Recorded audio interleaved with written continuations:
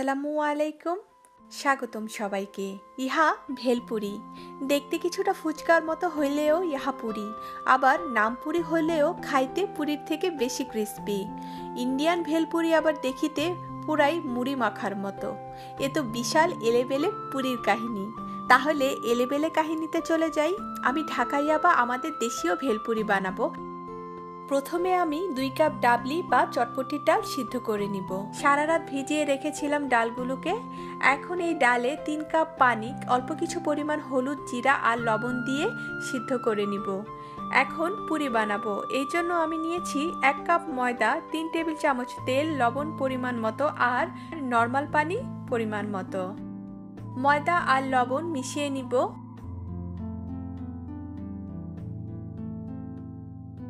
পরে তেল দিয়ে ভালো করে ময়দার সাথে মিশিয়ে দিব। আস্তে আস্তে পানি দিয়ে খামির বানিয়ে নিব। খামিরটা রুটির খামির থেকে একটু শক্ত হতে হবে, খুব বেশি না, মোটামুটি শক্ত হবে। মানে রুটি বেলার সময় একটু যেতে যেতে রুটি বানাতে হবে।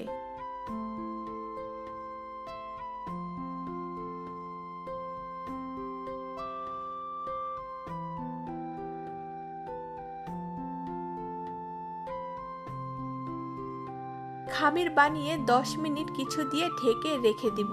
10 মিনিট পর আবার কিছুক্ষণ মথে নিব।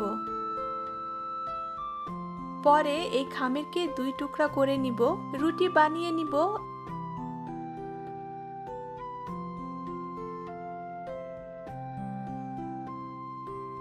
এই পুরির রুটি নরমাল রুটি থেকে একটু মোটা হবে, এই রকম।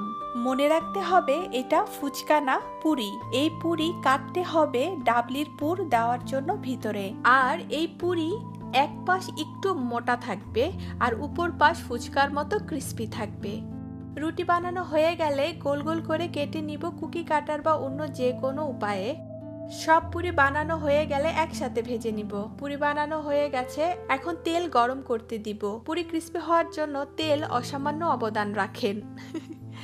মাঝারি আঁচে তেল গরম করে নিব। তেল ঠিকমতো গরম হয়েছে কিনা তা বোঝার উপায় হলো একটা পুরি দিয়ে দেখব। যদি পুরি দেওয়ার সাথে সাথে পুরি উপরের দিকে উঠে যায় তবে বেশি গরম তেল, আর এই পুরি খুব জলদি নেতিয়ে যাবে। আর যদি পুরি তেলে দেওয়ার পর সময় নিয়ে উপরের দিকে উঠে, তার মানে তেল পর্যাপ্ত পরিমাণ গরম না। এই পুরি আবার ক্রিস্পিও হবে না। পুরি 2 থেকে 3 সেকেন্ড সময় নিয়ে উপরে উঠে আসবে, তার মানে পারফেক্টলি তেল গরম। পুরি ফুলানোর ট্রিক হচ্ছে পুরি তেলে দেওয়ার পর উপরে উঠতে নিলে হালকা করে চামচ দিয়ে এইভাবে চেপে ধরবো, মানে ওকে নাকানি চুবানি খাওয়াবো তেলের। এরপর দুনো পাশ বাদামি রং করে ভেজে নিব।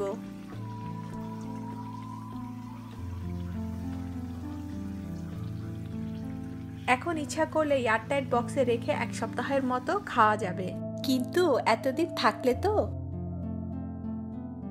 এখন আমি ভেলপুরির পুর বানাবো। সিদ্ধ করা চটপটির ডাল, আলু সিদ্ধ, পেঁয়াজ কুচি, টমেটো কুচি, শসা কুচি, ধনেপাতা কুচি, কাঁচামরিচ কুচি, অল্প কিছু পরিমাণ গ্রেটেড লেবুর খোসা, তেঁতুলের টক আর চটপটি মশলার পাউডার। তেঁতুলের টক আর চটপটি মশলার রেসিপি আপনারা ডেসক্রিপশন বক্সে পেয়ে যাবেন। এখন আলু চটকে নিব ভালো করে ডালের সাথে।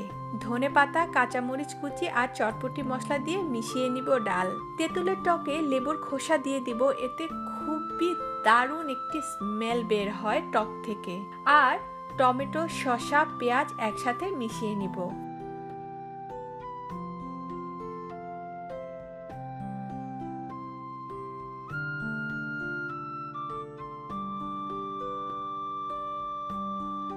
এখন একটা একটা করে পুরি এইভাবে কেটে ডাল, শসা, টমেটোর মিশ্রণ দিয়ে উপরে টক দিয়ে দিব।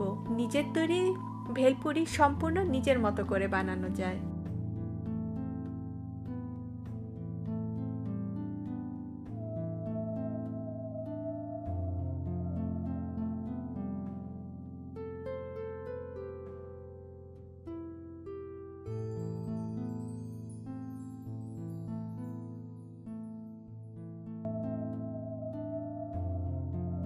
আশা করি আজকের এই ভেলপুরির ভিডিওটি আপনাদের ভালো লেগেছে।